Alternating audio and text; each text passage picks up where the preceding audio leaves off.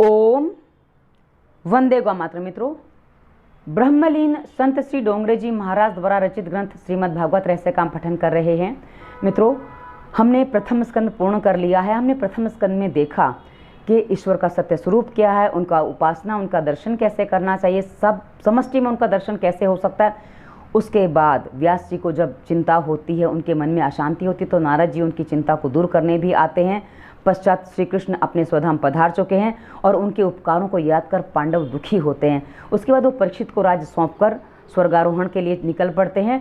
तत्पश्चात परीक्षित के वो राज्यकाल में कली का यानी कि कलयुग का प्रवेश होता है और उस समय उनके साथ जो घटना घट जाती है, उनके द्वारा जो अपराध हो जाता है, उसके मुक्ति के लिए व्यासपुत्र बदरायण पुत्र बदरायणी वहाँ आते हैं। बदरायणी कैसे नाम पड़ा वो हमने पिछले अंक में देख लिया है। आज हम आगे आरंभ करते हैं द्वितीय स्कंध का। चलिए, द्वितीय स्कंध आरंभ करने से पहले हम मंगलाचरण कर लें। श्री कृष्ण गोविंद हरे मुरारी, हे नाथ नारायण वासुदेवाय। जय श्री कृष्ण। मित्रों, आप जिस किसी देवी देवता की उपासना करते हैं, जिनको अपना आदर्श मानते हैं, जिनसे अपनी इच्छाएं पूरी करवाने का प्रयास करते हैं, उनका नाम एक बार कम से कम कमेंट बॉक्स में अवश्य लिखिए, क्योंकि हम लोग उसका नाम पढ़ते भी हैं तो उतनी बार आपके द्वारा ही वो नाम लिया जाता है। चलिए, आज की कथा आरंभ करते हैं। द्वितीय स्कंध, पंचशुद्धियाँ और परीक्षित को स्पर्श दीक्षा।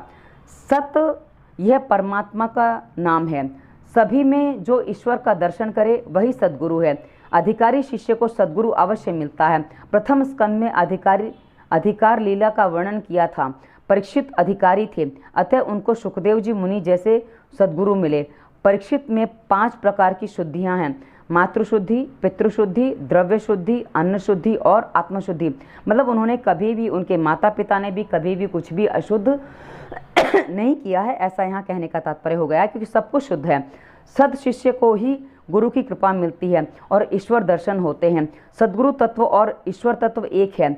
ईश्वर जिस तरह व्यापक है, उसी प्रकार गुरु भी व्यापक है। जिसका कहीं भी अभाव ना हो वही व्यापक है। जो हर जगह है वो व्यापक है। परमात्मा सनातन सद्गुरु भी व्यापक है। व्यापक को खोजने की आवश्यकता नहीं, किंतु पहचानने की आवश्यकता है। परमात्मा की भांति गुरु भी व्यापक है, किंतु वह अधिकारी को ही मिलते हैं। गुरु व्यापक क्यों कहा गया है? कि कभी कभी आपने देखा होगा कि कोई चीज़, कोई वस्तु, कोई व्यक्ति, कोई जीव जंतु भी शिक्षा दे जाता है, वो भी हमें सिखा जाता है। इसलिए गुरु को की व्यापकता मानी गई है। स्वयं संत बने बिना संत को पहचानना नहीं जा सकता। तुम्हें संत दिखाई नहीं देंगे क्योंकि तुम संत नहीं हो। जो संत बने उसे संत मिले। संत बनने के लिए व्यवहार को अतिशुद्ध करना चाहिए। मित्रों, यहाँ एक बात मैं आज के दौर की बात कहूँगी। अक्सर लोग कहते हैं कि अच्छे लोग संसार में नहीं हैं, अच्छे लोग मिलते नहीं हैं, किंतु मैंने अपने जीवन में देखा है कि मुझे बहुत सारे अच्छे लोग मिले। हाँ, कुछ बुरे लोग भी मिले, पर मुझे अच्छे लोग बहुत सारे मिले। अच्छे लोगों से मिलने के लिए हमें स्वयं अच्छा होना पड़ता है, क्योंकि अन्यथा हम उनसे अपने स्वार्थ सिद्धि में लग जाते हैं और वो हमें छोड़कर चले जाते हैं। इसलिए हम यदि अपने स्वार्थ सिद्धि से बाहर निकल आएँ तो हमें अच्छे लोग मिलते हैं। तो आगे बढ़ते हैं।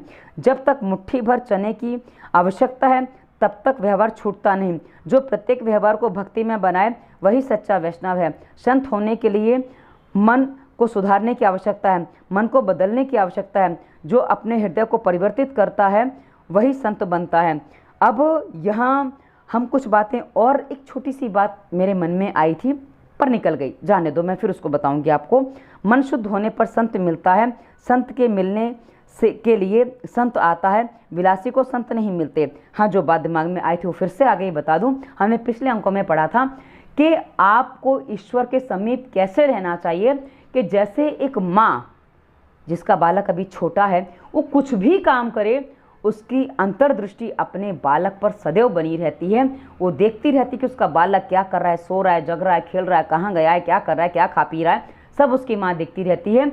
उसका एक चित्त उसके बालक पर होता है, दूसरी चित्त से वो काम करती है। तो वैसे ही हमें अपने आप को ईश्वर में लीन करके अपने संसारिक व्यवहार करने चाहिए। इससे हम ईश्वर के निकट आ जाते हैं और गुरु कृपा के अधिकारी भी बन जाते हैं। गुरुदेव ब्रह्मा हैं। गुरुदेव नया जन्म देते हैं। नया जन्म देने का अर्थ है कि वे मन को और स्वभाव को सुधारते हैं। गुरुदेव विष्णु हैं, क्योंकि शिष्य की रक्षा करते हैं। गुरुदेव शिष्य को मोक्ष भी देते हैं, इसलिए वे शिव जी भी हैं। यानी कि गुरु में ही सारे रूप बताए हैं, पर गुरु भी ईश्वर कृपा से ही मिलते हैं। गुरु किए बिना ना हो तो तुम लायक हो, गुरु किए बिना ना रहो, तुम लायक होगे तो भगवान की कृपा से सद्गुरु मिलेंगे। तुकाराम ने अपने अनुभव का वर्णन किया है। कथा वार्ता सुनते हुए प्रभु के नाम में मेरी प्रीति हो गई। मैं भी विठल विठल का सतत जाप करने लगा। प्रभु को मुझ पर दया आई, मुझे स्वप्न में सद्गुरु मिले।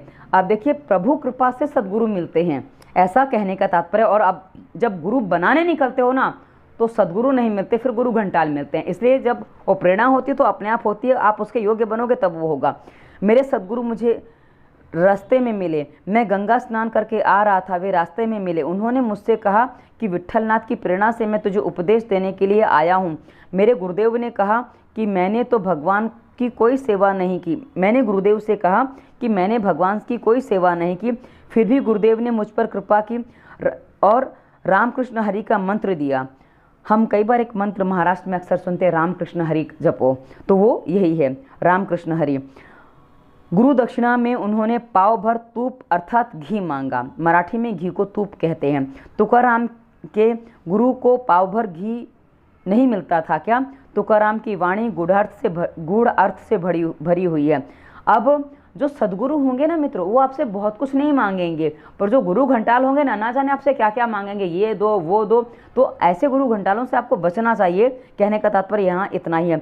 तूप का अर्थ है तेरापन और मेरापन, अर्थात अहम। तू मुझे दे दे, यानी कि तेरा अहम तू मुझे दे दे। आज से तू भूल जा कि तू पुरुष है, तू भूल जा कि पुरुषत्व, तू अपना पुरुषत्व भूल जा। मेरे गुरुदेव ने मेरापन और तेरापन मुझसे मांग लिया, मुझे आज्ञा दी कि तू अपना अभिमान मुझे दे दे। आज से अहम को मत रखना।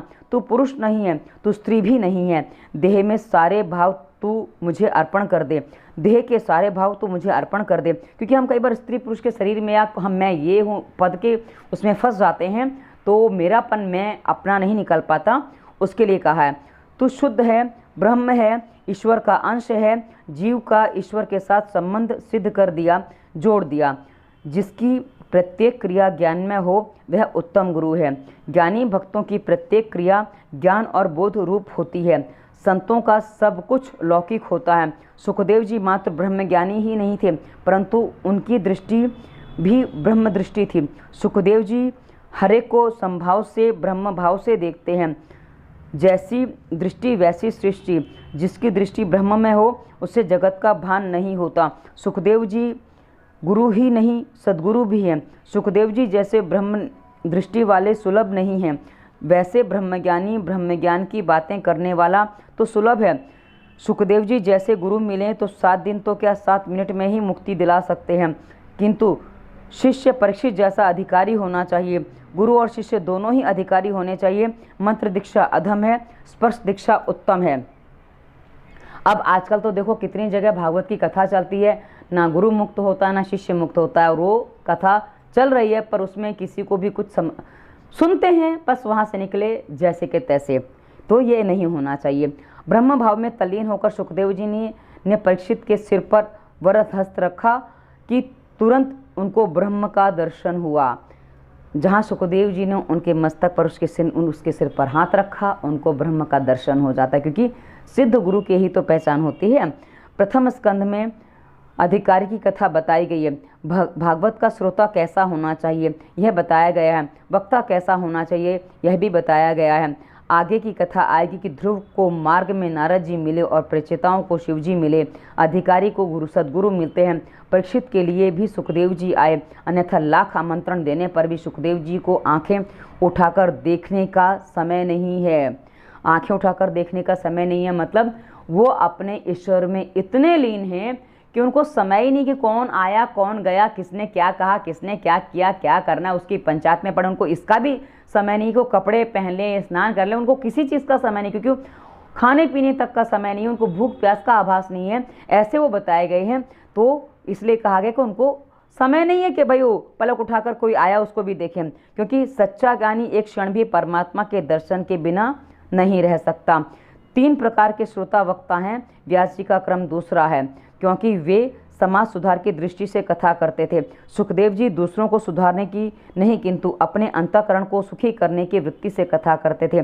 सुखदेव जी ने कथा का आरंभ किया किंतु मंगलाचरण नहीं किया, कारण कि देह भान बिल्कुल नहीं था। 3 अध्यायों के बाद सुखदेव जी ने मंगलाचरण किया।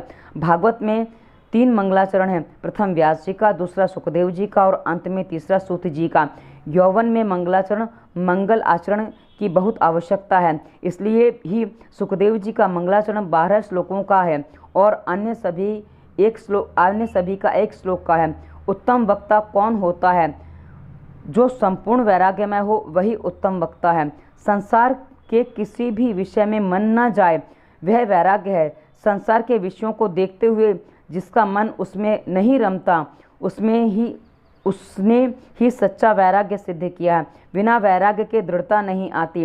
वैराग्य से ज्ञान शोभित होता है। ज्ञान भक्ति वैराग्य परिपूर्ण होने पर मनुष्य ब्रह्ममय बनता है। सुखदेव जी में पूर्णतः ज्ञान भक्ति और वैराग्य था। ये हमने आज की कथा पूर्ण की। अगली कथा है कि परीक्षित प्रश्न करते हैं कि जिसकी मृत्यु समीप हो वो क्या करे, क्योंकि परीक्षित का अब यही प्रश्न है और सबको अपने अपने प्रश्नों का उत्तर चाहिए होता है। तो आज की कथा में यहीं पूर्ण करते हैं। श्री कृष्ण गोविंद हरे मुरारी, हे नाथ नारायण वासुदेवाय। जय श्री कृष्ण मित्रों, धन्यवाद। वंदे मातरम।